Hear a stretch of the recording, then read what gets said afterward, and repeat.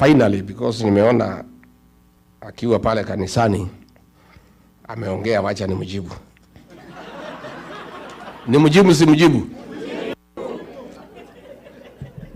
William Ruto, I have seen when you were in Machakos, you have said that the opposition have no policy, have no sera, and you need to know how they will improve on your policies and your programs.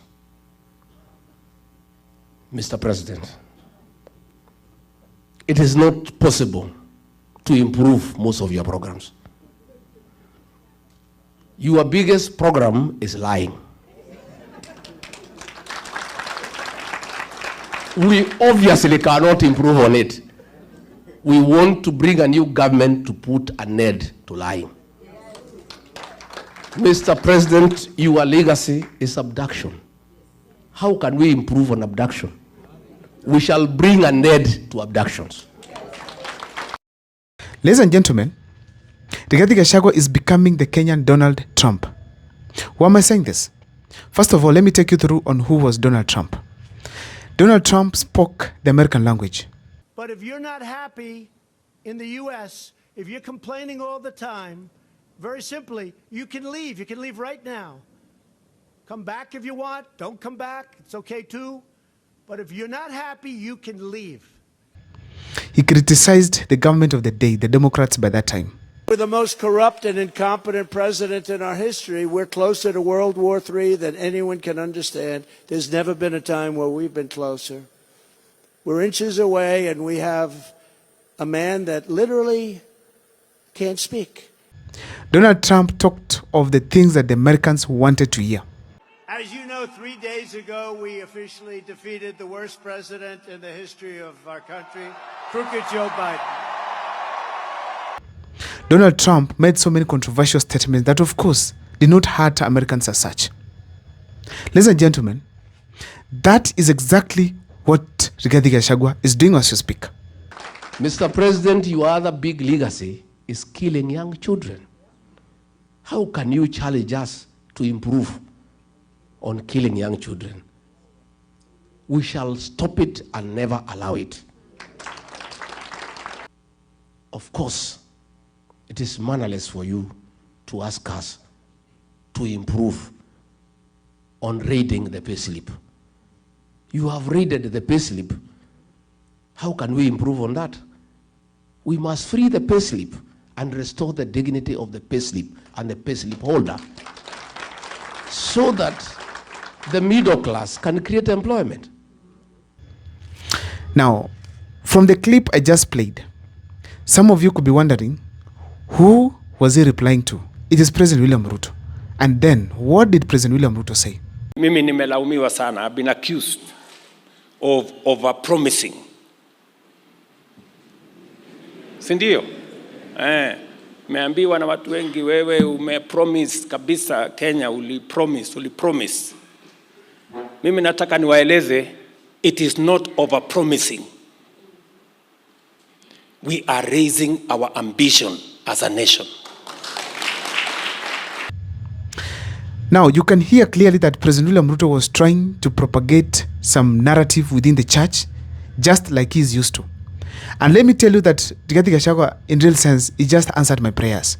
Because when I listened to President William Ruto speak, I told myself, where can we get someone to tell this guy reality? Only to sit down after a few minutes or maybe hours, and then we heard Gachagua replying to President William Ruto. And finally, I have seen you say that you did not overpromise. I want to correct you. You didn't overpromise. You overlied. It was so beautiful. Now, ladies and gentlemen, when Gachagua was doing this reply to President William Ruto, let me tell you that it was in the United States of America. And while he was doing so, we all know that Dr. Kengo Fred Matiang'i is also there. Ladies and gentlemen, as we speak today in the country, apart from Dr. Kengo Fred Matiang'i and of course Gachagua, all the other key opposition leaders are present. But none of them took his time, even a press conference, even a tweet, even a post on Facebook, or even a WhatsApp status, to answer President William Ruto on his propagation that it started on some things that do not make sense for this country. So, Rigathi Gachagua is doing what the Kenyans want. Now, Rigathi Gachagua becoming the Kenyan Donald Trump is what I'm going to highlight here on this particular video. But before I take you through, kindly take a second or two to subscribe, like and comment, because that is the best support you can always give this channel. My number is always here. Feel free to share with me on anything by calling or texting. For those who want to support the channel, feel free to do so, because that is how I get to grow. Now, how is Rigathi Gachagua becoming the Kenyan Donald Trump? Number one, first of all, is gaining numbers by attracting Kenyans with the way of politics. His way of politics, where he's dealing with the enemy of the people, it is what is making Kenyans like this gentleman. Right now, as we speak, William Ruto is also focused to ensure that he has won the elections of 2027. But we know the majority of Kenyans do not want him. But now, there's room for William Ruto to operate the way he wants. How do Kenyans get to curb these efforts of William Ruto? When they look around, they only land on one person, Rigathi Gachagua. He's the person who is able to counter President William Ruto with this firebrand form of politics. William Ruto says that he answers it immediately in the right way that Kenyans want to hear. I want you to even watch the video that Rigathi Gachagua made. You can tell that he's saying Kenyans is actually echoing the Kenyan problems that were created by President William Ruto. Things that are hurting Kenyans. William Ruto tried to talk about development. He brings the idea that even if you give us roads, even if you give us houses, even if you give us stadiums, what value do they have in relation to the life of Kenyans? The youth who are killed, those who are abducted, those who are sleeping hungry. Ladies and gentlemen, Rigathi Gachagua is attracting Kenyans step by step, one at a time.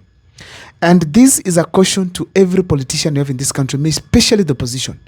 There reach a time that you will not dispense Rigathi Gachagua from the flag bearer position, because he is becoming the leader Kenyans want, one after another. Number two, Rigathi Gachagua is attracting the youth. As we speak today, first, he has embraced youthful politicians around him. Look at Medhu, not even 40. Look at Cleophas Malala. So many leaders who are youthful.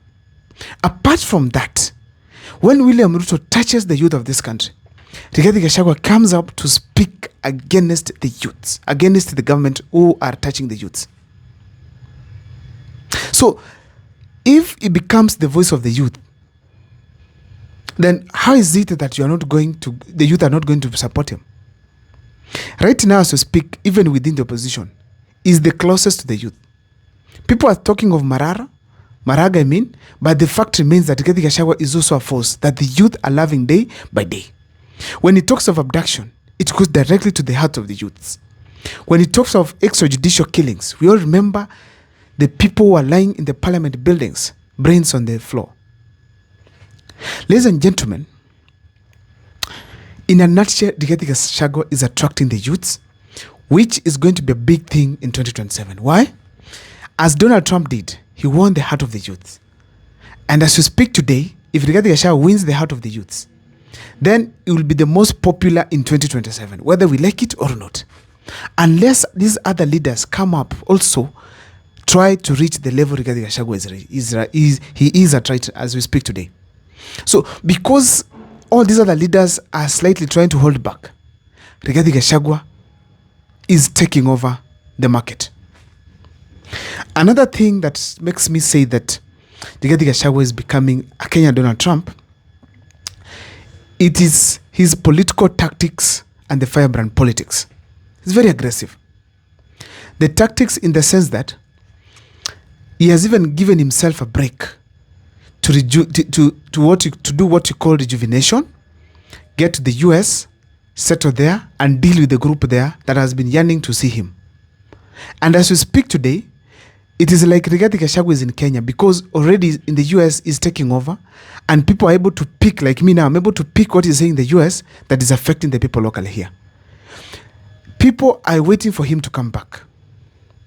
As we speak today, we also saw a clip where he went to the DCP team went to Sobukia. And literally, Senator Methu took a phone call and called Rigathi Gachagua in the US, who talked to the crowd there over phone. Kiongozi ameamuka. Unajua huko Ulaya ni masaa ya kuamuka. Mnataka wasalimie? Mnataka wasalimie na Rigathi Gachagua? Haya. Your Excellency, watu ya Subukia wanasikiza wewe. Watu ya Subukia mjambo. That kind of connection that is creating with his electorate. Ladies and gentlemen, it is the politics that Kenyans are looking for. Someone close to the people. Even if William Ruto was close to the people, he did not do this. He did not reach the people the way Rigathi Gachagua was doing. Talking to the people? No. It's Uhuru Kenyatta who tried at some point, but Rigathi Gachagua has done it more. So, ladies and gentlemen, Rigathi Gachagua is having some political moves that are very impressive to Kenyans. And I'm telling you, conversations are going on behind the scenes that should we shift to Rigathi Gachagua? Now, Rigathi Gachagua has some things he needs to change. That one we all agree. And the moment he adjusts on that, wait and see. Ladies and gentlemen, another thing that I have to say is this. Rigathi Gachagua has numbers. The 5 million Mount Kenya votes are on his command. Akisema left ni left. Akisema right ni right. So therefore, I have to state it here categorically. He's a Donald Trump in the sense that he has numbers. And if he takes over the opposition, Rigathi Gachagua will be a very strong candidate when it comes to numbers. Ladies and gentlemen, let me move to the last thing. A local mobilizer. Rigathi Gachagua, when he decides to mobilize, he starts from the language. Then he comes to the problems those Kenyans are experiencing. Then he goes to the target enemy, President William Ruto. That is what Kenyans want. That is what a mobilizer is in this Kenyan politics. I don't know what is your take, but I feel that Rigathi Gachagua is making some bold steps that can be able to be a lesson to most of the leaders in this country who want to also become presidents, not just 2027, but even beyond 2027. On the comment section, feel free to share with me on what you think about this gentleman, Rigathi Gachagua.